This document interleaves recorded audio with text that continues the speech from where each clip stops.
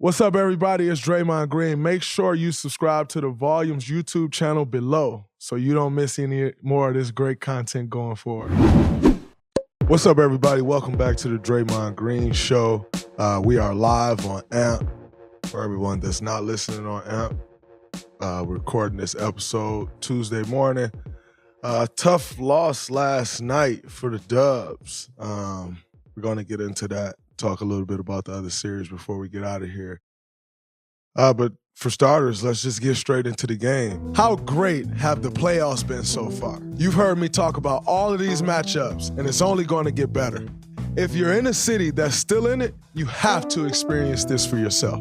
I know you've heard me say that, but I promise there is nothing like a playoff game live and in person. And Game Time is the way to get there. For last-minute amazing deals on tickets to your favorite NBA team, check out Game Time, the fastest-growing ticketing app in the U.S. And it doesn't stop with the NBA. Game Time has tickets to MLB, NHL, even concerts and comedy shows too. Download the Game Time app and redeem code GREEN for $20 off your first purchase. Terms apply. Again, download the Game Time app and enter code GREEN. That's GREEN for $20 off. No matter where you live, get out and have some fun this week. Download Game Time today. Last-minute tickets, lowest price, guaranteed. Lakers took the game 104-101.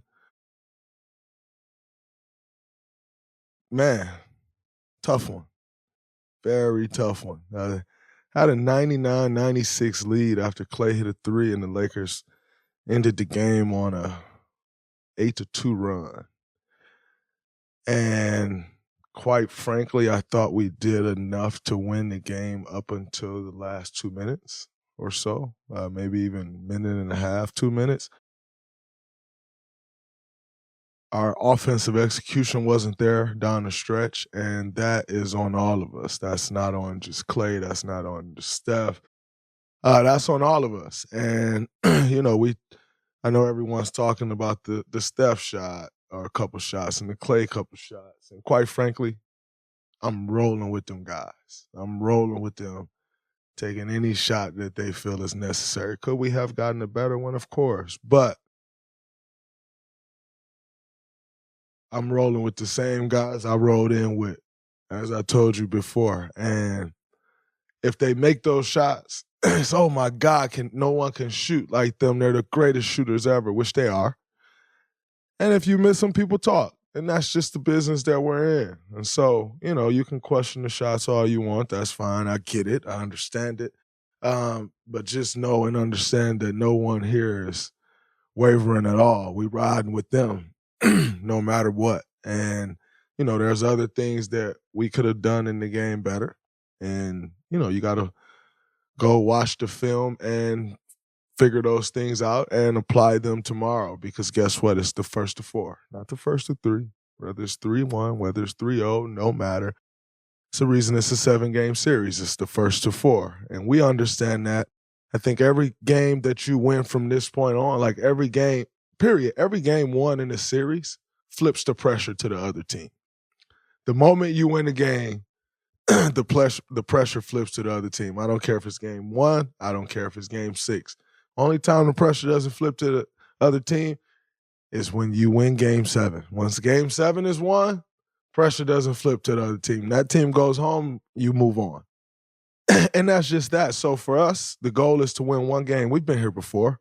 And we know what it takes. And like I said, the goal is to win one game. You go win one game, all the pressure flips. You go back to crypto, 3-2. Essentially puts them in a must-win situation. No one wants to go on the road for a Game 7. Must-win situations are a little different than any other game. And so I think for us, the goal is always going to be, and the goal right now is just to go win the next game. And like I said, I think we did a bunch of things to win the game, and we just didn't execute down the stretch. Figure that out. I trust that we'll execute down the stretch as we always have, and you keep it pushing. I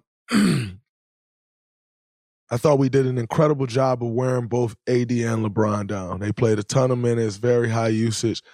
I thought we did a great job of wearing them down. In turn, they went to Lonnie Walker in the fourth quarter. Most cases, that's a win. And it's still a win, by the way. Like, if you can stop LeBron from getting what shots he wants, stop AD from getting what shots he wants, Lonnie Walker beat you, you kind of got to live with it. Lonnie Walker had a huge fourth quarter, 15 points in the fourth quarter, which was all the points that he scored in the game. And you got to tip your hat to him. That's a brother who stayed ready, regardless of what's happened on their roster. I do find it very funny that all the questions and stuff about the Lakers rosters and the guys that they've been rolling with, for the most part, with the exception of D'Lo, Jared Vanderbilt hasn't played a ton in the last few games. The guys that they've been rolling with was the guys that was already on the roster.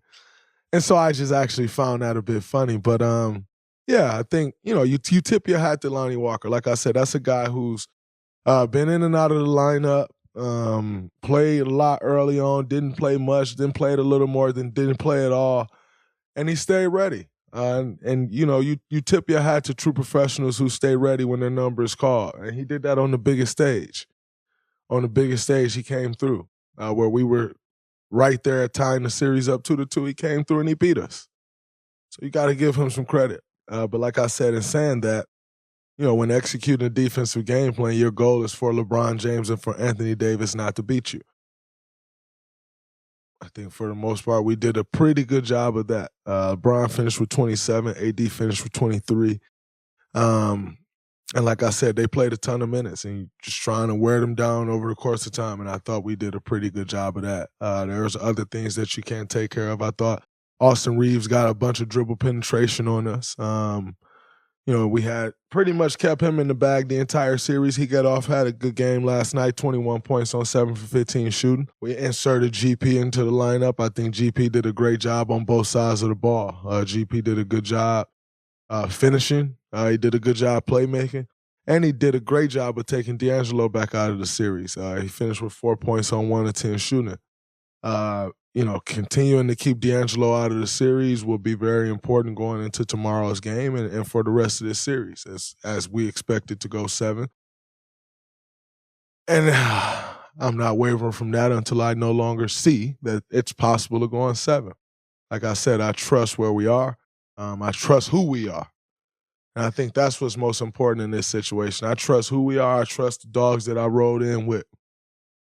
You got to always trust that and know that in the toughest times we're going to deliver. And that's what we stand on. That's what we're about. That's what we've been about. That's not changing now. I thought early on in the game we did a great job of creating a bunch of great looks. And sometimes the ball just don't go in. I thought for the most part we had shot relatively well in this series. Shots just didn't go in as we created good looks. We ended up 12 for 41 from 3. The Lakers didn't shoot the 3 well either, which is why it's a pretty low-scoring game, 104-101, which they end up, like I said, taking the game away. But, we did some good things, and no moral victories here. But what you do is you take those good things and you roll those over to the next game and try to correct the things that you didn't do so well. That's always the focus in the series. Took a hard spill last night. Back of the head, was checked for a concussion. Checked out well. Got to get checked again today. I feel great. So not expecting anything there, but especially as a kid that grew up having seizures, those are things that I don't take lightly. And so whereas, in a situation like this, you probably try to dodge the concussion test because who wants to sit out with a concussion even if I was concussed? No one, especially in the situation that we're in. But like I said, with my history of epilepsy, I haven't had any issues, for those listening, since I was 13, 14 years old. I've been off medicine for epilepsy for almost 5 years now, which is absolutely incredible for a kid that had been on medicine for maybe since I was 3 or 4 years old until I was 28. So when there are things to the head, I don't take them lightly, just knowing that history. My grandma has been on my phone all day. My mom has been on my phone all night. and through this morning, and obviously they're on East Coast time. My mom has been on my phone, and then I have to go to the arena and get checked out again. But like I said, I feel great. I don't expect anything of it. All the tests were incredible.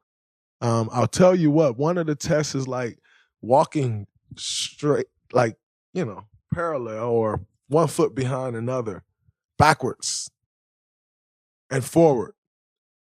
And I just don't understand, like, that's tough for me. Like, anyway, like, that's a test that they do when people are intoxicated. And I just don't understand how that's the test, because I am a professional athlete and I struggle with that test. Like, that's more of a balance test, just testing your balance. And quite frankly, balancing is tough, especially when you've had the amount of ankle injuries and all the things that basketball players have had. It is tough. So when people are doing that, I was doing that test last night and I'm like, man, this is just a tough test. Like, trying to, I don't know. But like I said, I passed all of the concussion tests, so that was great. And I feel great. And we got nothing to lose. Down 3-1, you come out swinging. Go down swinging if you do go down, but we're not going down. But you leave that court with no regrets. And like I said, you win one game, series flips, pressure flips, everything flips. So that's our goal. Klay will play better. I have no doubt in my mind I'll play better. Steph had an incredible game. Expect more of the same or even more from him. And everybody else will play great. Moses Moody's been giving us great minutes. Dante gave us some good minutes last night. GP gave great minutes. Loon, when Loon's in there, he's giving great minutes. Wiggs was aggressive. Like, listen, I'm living with it. And we just didn't make the plays we needed to make down the stretch to win the game. We'll make those plays. I have no doubt in my mind. So I'm looking forward to tomorrow, taking this thing 3-2 and heading back to L.A. Be a fun time. Really fun time. You got to love these moments. You cannot only be good when it's good. As I've told you before, we call those front runners, and front runners we are not. So you take it on the chin, you get them their credit, and you bounce back. And that's what we will do, and it'll be fun doing it. The Heat took a 3-1 lead. Jimmy Butler, 27, 10, and 6. Jimmy Butler, I think one of the most underrated things in the playoffs that Jimmy Butler does is Jimmy Butler is going to make sure they get at least a decent look every possession. If he has to hold the ball for 22 seconds and get it to someone with 2 seconds left on the shot clock, he's going to make sure that they get a decent look. And I think that's one of Jimmy's superpowers when it comes, everybody's always talking about playoff Jimmy and this and that. That is a huge part of it. It's just his pace and his strength. Like, you're not stopping Jimmy from getting to a spot that Jimmy wants to get to, because he got speed, he has deceptiveness, he has strength. He gets to a spot that he want to get to, and he has an incredible elevation on his jump shot. Great footwork, pivots, and all the things. Jimmy is going, and then he's a very good passer. And so Jimmy's going to make sure they get good shots. And they are dominating the Knicks right now. They are really dominating them.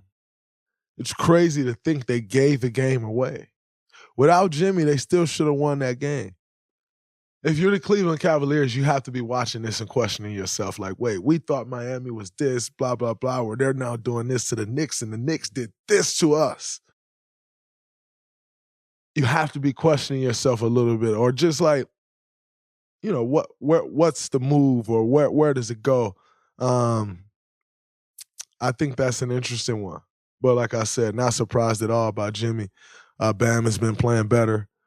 Max Strus, Gabe, K Love playing better, or playing well. They picked him up on the buyout market. He's playing well. K-Lo has been playing great off the bench.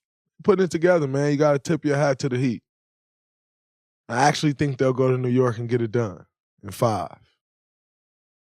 Julius Randle just hasn't been able to find it. And as I told y'all last game, that's a tough defense for Julius to go. Like, Julius plays almost a muddied up game. Like, it's physical, it's in a crowd, and Miami thrives on that. So now you got Julius taking step back threes, and like, you get a couple of those when you got it going, but when you just taking those to try to get it going, it's tough. Tough. So we'll see what happens there, but I got the Heat closing it out in 5 in the Garden. It's going to be loud in the Garden. I got them doing it. What's up, everybody? It's Draymond Green. Make sure you subscribe to the Volumes YouTube channel below so you don't miss any more of this great content going forward.